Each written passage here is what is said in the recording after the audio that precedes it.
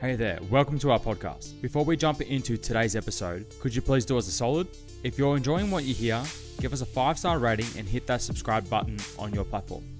It really helps us reach more parents, coaches, and youth in the youth athlete development scene. All right, let's get into this week's chat. Probably the biggest thing, well, one of the factors, I won't say the biggest thing, is the role of the parents in the player development. You know, I'm talking to parents on a weekly basis, you know, half a dozen to a dozen parents, you know, across a multitude of sports. I know you're speaking to a lot of parents with what you do as well. And then obviously you're a parent yourself with, you know, 3 kids as well.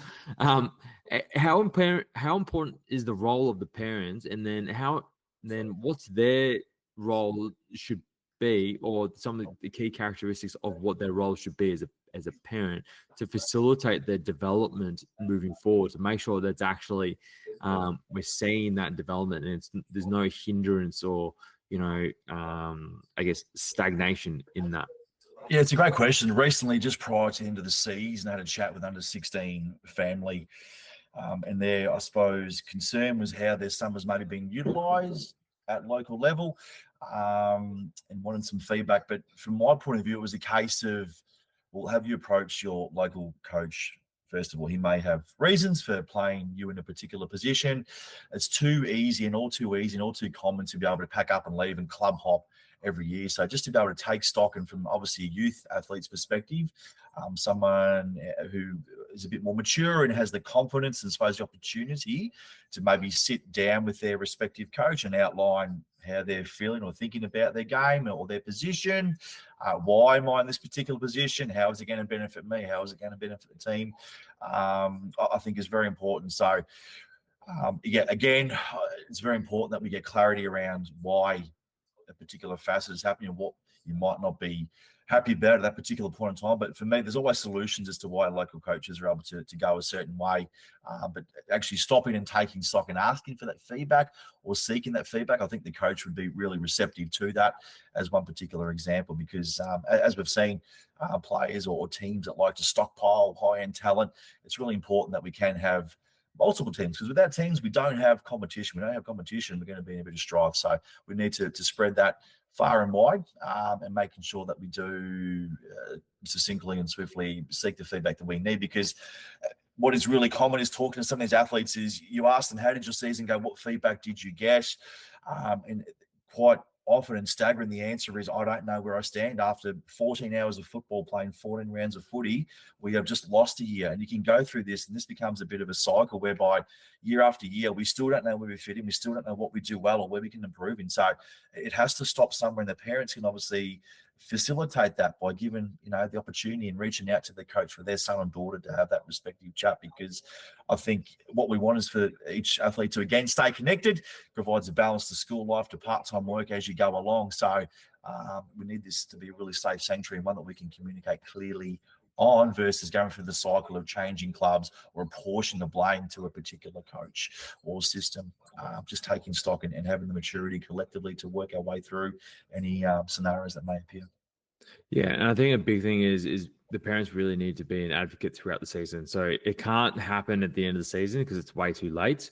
It needs to be happening, you know, relatively early. And that rapport with the parents and the coach needs to actually start really early in order to get that feedback really, like, pretty easily and quickly. I think that's probably the biggest thing for a lot of parents. If there's not a system that's actually involved, like set up for the club, and maybe it might be worthwhile for the club to actually implement some level of system or communication system, or, you know, say, for example, certain times, you know, the coach is available, you know, to have a chat, you know, with the parents. They're going to be available for, you know, for 20 minutes post training, and that would be an optimal time to actually have a chat. Or maybe some of the drills that don't require the coach to actually run them and facilitate them, and that, you know, and the parents are around, and that would actually be a good opportunity for the, you know, the coach just to reach out and say, hey, you know, how's your son doing, and blah, blah, blah. And to provide that feedback of, you know, what we're seeing the development in as well. I think that needs to really happen more than ever now. We can't have, you know, kids playing a whole season, and then there's like, I don't know where I stand at the end of it. It's like, oh yeah, no, you had a really good season. This is what we plan on doing, moving forward. And then the kids are like, oh, where was this? Midway through the season, would have been nice to actually have that, and then actually feel like I actually have a place I belong. I think that's what's missing for a lot of kids. And talking to a lot of kids across a multitude of sports, I think that's probably AFL is probably one of the hardest sports to actually do it really well, because there's such a large swath of kids. With a sport like soccer, it's a little bit easier, that I've noticed as well, because of the smaller size. Even like field hockey, and basketball. Basketball's really easy because you got like maybe 8 or 10 players on the team. The parents can have a quick chat with them as well. So, and I definitely think the parents need to be a bit more of an advocate on that side moving forward. Then number 2 is really the parents need to understand, well, they're a parent at the end of the day. Like, it's their role as a parent is really to facilitate their growth and development, and then for us as coaches to really help drive that development as well. And if the parent does see something that may not be beneficial to their kid or something like that, that probably needs to be put forward to whoever's the coach as well. And what that can actually happen is, we hear stories all the time about this stuff, unfortunately, where the parents actually undermine the actual development. I was just going to say, yeah, quite often it's the car ride home that can be that undoing, in terms of, I think we've made progress, and that's validated, vindicated by vision, and I guess what can sometimes happen, I'm a parent too, is that we can sometimes be a bit overzealous to impart our knowledge from our prior experiences, and maybe just take a detour on the advice given. But I think I had an athlete last week, actually, first time under 13 athlete from the Frankston League, and his dad come in with a set particular way of how we like things to be done. And as our program got rolling, I thought, you know what, this is actually something completely different to what I am seeing. So we broke it down, we stripped it away, we created a whole new program based on what I was seeing and feeling live. And to his amazement, he approached me post-session and said, I had no idea that was what they had to work on to get to a particular level. So again, it's just about being open-minded. I'm a parent as well with my kids in their sport too, as to we certainly don't know it all. We're here to help each other work our way through it. But I think letting your coach do his or her thing is paramount to having your athlete develop, and just being, I suppose, there for your child to facilitate it. You are an Uber driver, taxi driver. You are there to make sure that they get there safely and back, but also just to lend a friendly ear and let our coaches and us coaches do what we think we do quite well to assist your child for their best possible enjoyment. Yeah, and I think just adding on that point is, that's why I like having conversations. And this is why it's important to have conversations throughout the season, throughout a training block, whatever it may be, is to get that feedback from the parents. It's like, hey, this is what we're actually seeing, and we've got the footage to back it up. It's not just based on the naked eye. The naked eye can lie to us, and it's all about perception. But if you can slow things down, get into, pause it at specific positions, hey, this is what we're actually seeing, we're seeing this overstriding. This is potentially causing issues in terms of running technique, which is going to have a negative effect in terms of the ability to kick the ball, change of direction, whatever it may be, right? Or take off, doesn't matter what exactly it may be, but is providing that information back to the parent. And then the parent will be like, okay, cool. And for us, it actually gives some level of validation that the parent feels like that their child is actually being looked after in that sense as well. And just from us actually providing this type of information, I know some parents can be a bit defensive about it. That's like, oh, they're gonna be doing this, that, and the other. I'm like, hey, yes, you're right. That's not, you're right, but not at this point. I think the point is they're probably like 5 or 6 steps behind before we actually get to that destination. So we need to make sure we hit, specific KPIs before we start introducing, drills that you may have seen, Christian Petrarca do, or whatever it may be. Whilst those drills are good, they're not contextually what's the word? Relevant. Applicable to the athlete, because they haven't developed the skill set. And then you're comparing someone with almost 20 years of experience to someone who's, got 3 years experience or 4 years experience. It's just like, it doesn't really match up at this point in time. So we're going to make sure that we hit those specific, KPIs based on the age or the maturation level, the development, how many the years of training. And then we want to slowly implement and develop that over time. And then as they get better, more skilled, understand the game a lot better, better body awareness, then we can start to potentially take elements of that and start to incorporate that. But, we always want to make sure, the basics are ticked off and the basics can be applied in all settings of the game. I think that's the other part as well, not just like for one specific moment. So that's why I really reinforce the body positioning for the running technique. I know you really, enforce, hand positioning on the ball, especially handballing or kicking, whatever it may be. We want to reinforce it because it's so applicable in so many areas, not just one specific thing, but we're not training for one moment in time.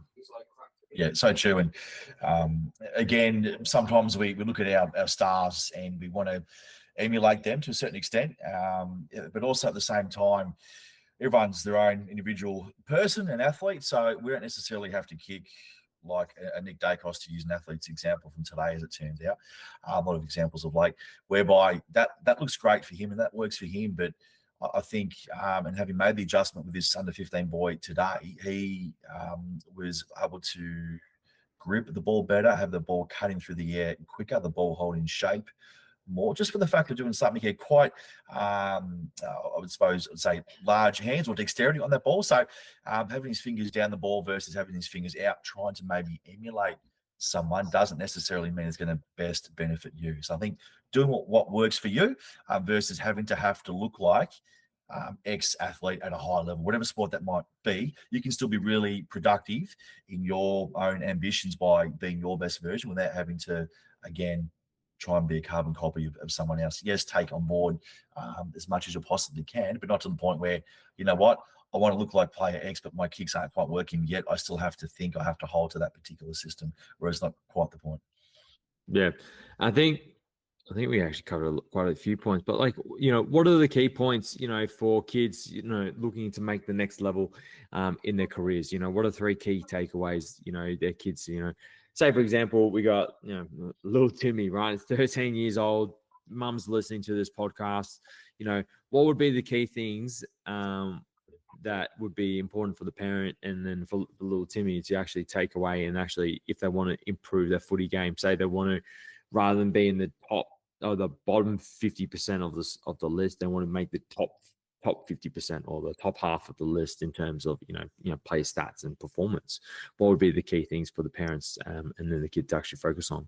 Yeah, I think you find out what you are passionate about with your particular chosen part of the field, if you like, but also, whilst it does come down to fundamentals, it's how these are taught as well. So we can be practicing what we think are fundamentals, but do a completely different technique to what's actually going to be relevant. So maybe checking in to see that if these techniques are going to hold up over time, be it a ground ball technique or a kicking technique, it does essentially come back to that. But what I've also been a massive advocate for is having athletes move better, feel better, be more agile, more dynamic in the way they play, hence our collaboration over a long period of time now. So for me, it's a combination of those, not just movement fundamentals from your perspective, but also getting those things right from a footy perspective as well, so we can combine the two and have a really exciting footy product for your son or daughter going forward. Yeah, and I think from my perspective is nailing running technique. I'm like, I feel like I'm flogging a dead horse at this point in my career. It's just such an important area that really does not get exposed enough. If you strap a GPS to a kid, you'll find out how many Ks are actually clocking up. I think, one of the kids, Ewan, I think he put on the GPS, for one game. I think he ended up clocking up 11 kilometers or something like that. But he was in zone 6, which is top speed, for about 400 meters, which is actually not too bad. But what it does, it gives us a real perception of, these players are actually covering a decent distance, throughout the game. And that doesn't include the warm-up as well. Warm-up can go from, 30 to 45 minutes. And as they get older, those warm-ups do get longer, That's just kind of just a part of the game that's it does take a little bit longer to warm up. And then also the games are actually longer as well in terms of duration compared to the juniors. So it's another other factors you got to take into consideration as you move up in age groups. And then the running technique is a big thing. And then actually going to somewhere, whether it's, with our program or, going to a track coach or to us outside of this, I can't stress how important proper running technique is to, I guess, AFL, any sport really that requires running as your primary form of locomotion, of getting around the field. It's just that it's the only way to really, I think it's not the only way, but it's the one of the best ways to get a lot of gains in terms of performance moving forward. Because as we discussed before in the pod, this pod is how improving the running efficiency and technique actually has a positive transfer to kicking technique and performance, especially when you're on the run as well. How many players, from a set kick or, when they start moving forward and start to accelerate forward, their running technique slightly off and it just ends up spraying the ball, or it goes high, or, it doesn't get to the desired destination. It happens a lot more often than not, unfortunately. So this is why, I always hone in on running technique, number one. And then number two is making it all year round as well. So micro dosing it as part of every session, whether it's preseason, off season, in season, that a lot of footy programs need to actually start to address this. And I will continue to say this moving forward, that in every parent that comes in and sees me, they need to be doing some sort of running technique, whether you pay a running coach, you upskill someone, and you actually teach it really well. And not only that, they get faster. Not only that, you reduce the likelihood of injuries as well, just from poor running gait. So whether it's, hamstring related, groin related, even ACL to some degree related as well, you're teaching them to put them in the right ideal body positions and shapes in order to better express their ability to move across the field as well. It's such a good point. Moving forward from a higher performance perspective, obviously you've got the ability of the athlete, but you've also got their athletic prowess and their character, which comes into it too. So I think there's a very even contribution in terms of the ability of a particular player, but also what traits can they bring from a speed perspective, potentially to offset that particular part of the game. Cool. Thanks for staying up for this podcast. I know it's been a long time in the making. It has been, mate. I've actually enjoyed it. I reckon I was all over the shop. I probably still am, but I get it. I like it. If I saw the message about the rundown, I'd be a bit more organised, sorry. But hopefully there's something within that you feel like you can make sound okay. Cool. If you like this podcast, please like, share, subscribe, share with any parents. We're going to break this down into two parts because there's a lot of information, a lot of detail. I think that will be overwhelming. And then if you're interested in the program, we're going to put the links below.